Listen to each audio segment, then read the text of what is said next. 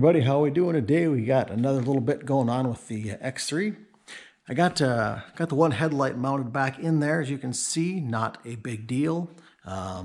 The body line for the hood and the quarter panel, I got that line back up. If you remember, there was probably a 3/4 of an inch gap up here at the front. Still a little bit of bending to do, work down here to get this angle set back in for the headlight.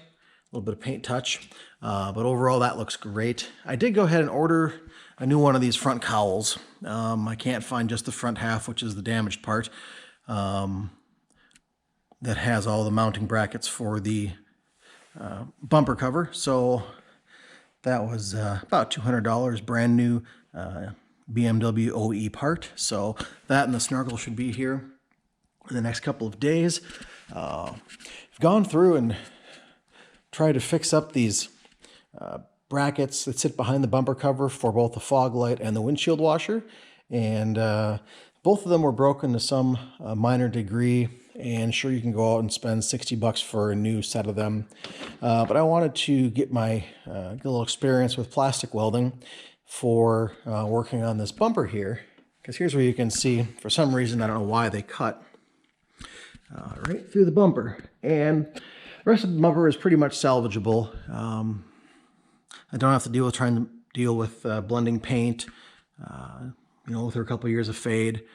So I'm planning to plasti weld this from the back, of course, and then fill in the front. And then I do have paint coming, so I'm going to blend this area here and see how that works. But basically, I've gone through and taken my soldering iron, flat iron, and welded this back in here with some other plastic. And it seems to work really well, and it's strong. And I could go through and do a little bit of sanding to get it contoured and cleaned up a little bit. But the big part was the other headlight assembly.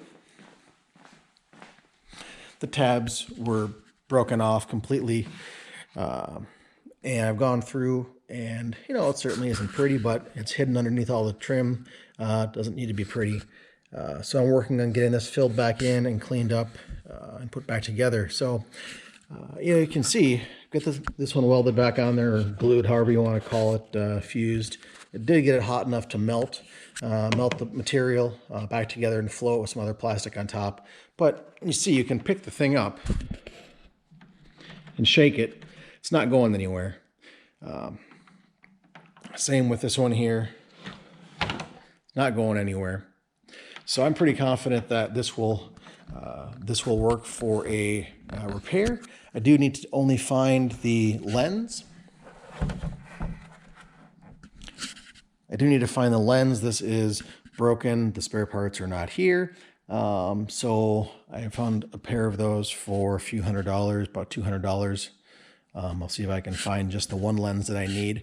So I'm not spending upwards of $500, $700 for replacing this whole fixture with the xenon setup. So otherwise looking good. A little bit of repairs here and there.